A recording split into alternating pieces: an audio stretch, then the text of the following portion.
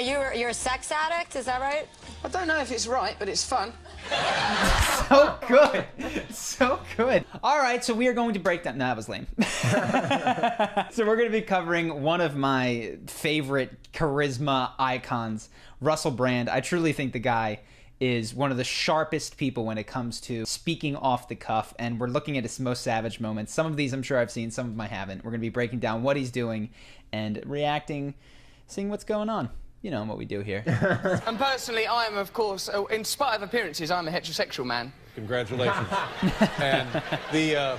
People think, because I'm so he stuns Dave into silence. People think, because I'm so well-dressed, people think he must be gay. No. Look at his wonderful haircut, he must be gay. Look how sensitive and vulnerable he is, he must be gay. That's right. That means women feel safe around me, they trust me, then bang, pregnant, bang, pregnant, bang, pregnant.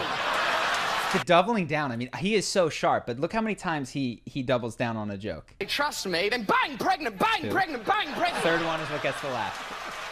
It's incredible. So we went down, I've been shark diving, which was kind of amazing, although I had a real close encounter with a shark recently. Little, though, shark. It wasn't, it was about 6 feet, so Did I it wouldn't... eat people? Was it well, that tight? it wasn't, but why are you trying to diminish my story? It's just the type of fish. You went near a fish. Let me tell you. People do that. That's your story. I was near a fish once. That is a fantastic way to playfully tease someone right there. And the reason that it is good is because this is probably not something that she is sensitive about. So if he were teasing her, I don't know, if there was somebody who had just shared some vulnerable story about themselves and you found that that was the moment to make a sarcastic joke, probably not the best time. But she's telling a story about swimming with sharks. This isn't core to her identity.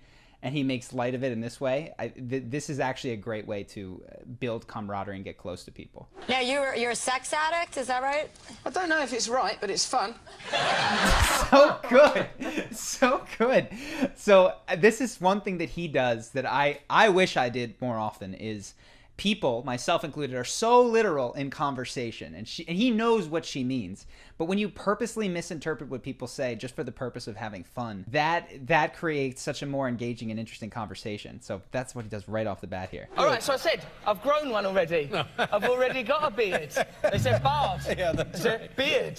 I said, I've already grown it now. I can't go backwards. No, that's true. I've only got one direction with hair. Yeah. Up, out. Yeah, right. You can't retract it. You can't persuade hair to go, I apologise. That's 2 directions, so up, out, 2. Yeah. I didn't mean any offence, sir. I'm sorry for your plight. Excuse me, I'm sorry. And I am sorry for yours. My thoughts are with you.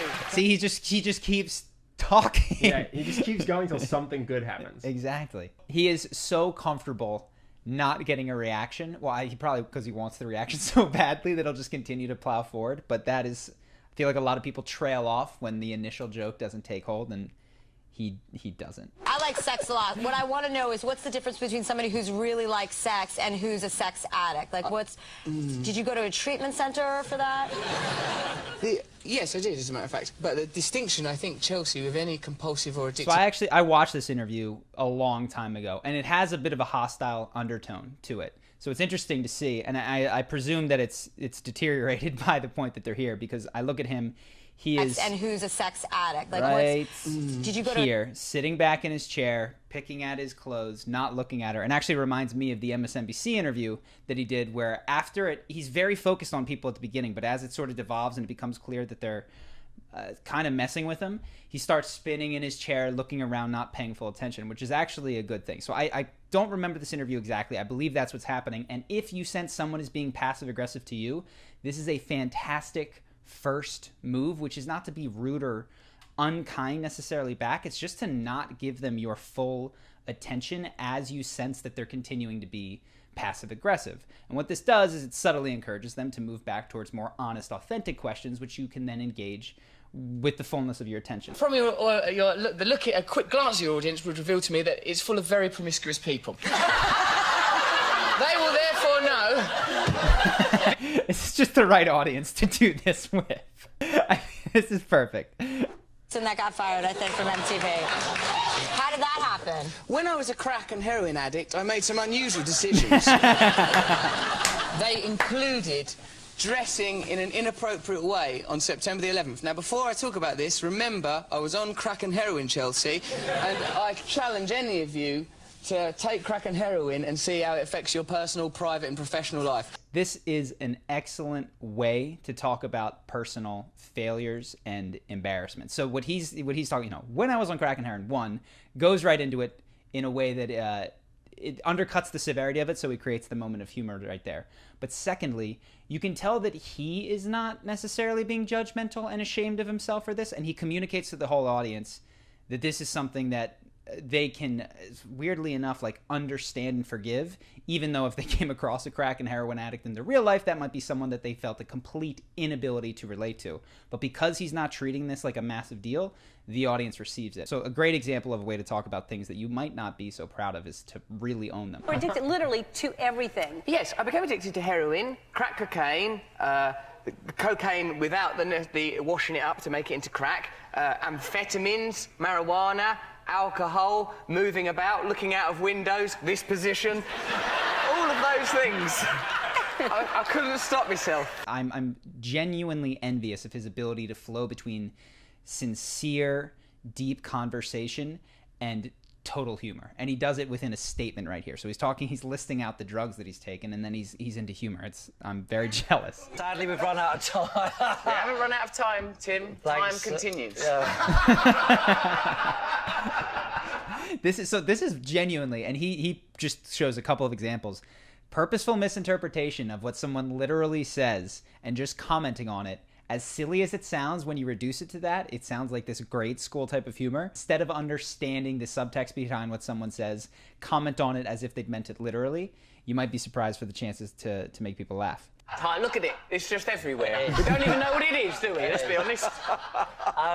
It's entropy. It's space. See? And then he doubles down. And this is what I acknowledge. Doubling down, anyone can do. Taking a joke and sort of adding tags to it, that's something that anyone can do.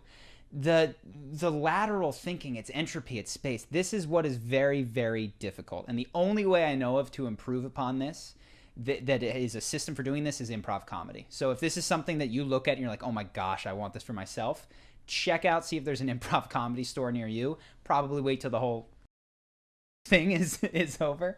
But that's the way to become quickest and most lateral, thinking on your feet like this. Chest hair, there's shirts. And it's a landscape. It's a landscape. I don't know what kind of landscape it is. He's a close talker. He gets in there and makes eye contact. It's incredible. But it's some kind of landscape. What do you mean? Look at him, he goes even more. What's going on? What's going on your landscape? My landscape is A extreme. little bit of sunburn, a little holiday activity on the chest. I've just been down on the Gulf Coast. Look at him go! He slides in closer. Don't be distracted by that, it's fake. Because I was wondering, how did it get in here? Yeah. We need that to be in the sky for nighttime. He's great. He's funny as hell, and he's one of the tougher people to break down. If you want to see more of what we covered on him, check out the video that we did on his MSNBC interview that actually takes a lot of what he did and puts it into concrete steps. But I gotta be honest, he is so articulate. His ability to speak off the cuff with words that are perfect for the situation. This is actually something that we covered in a way earlier video where we compare him to Donald Trump.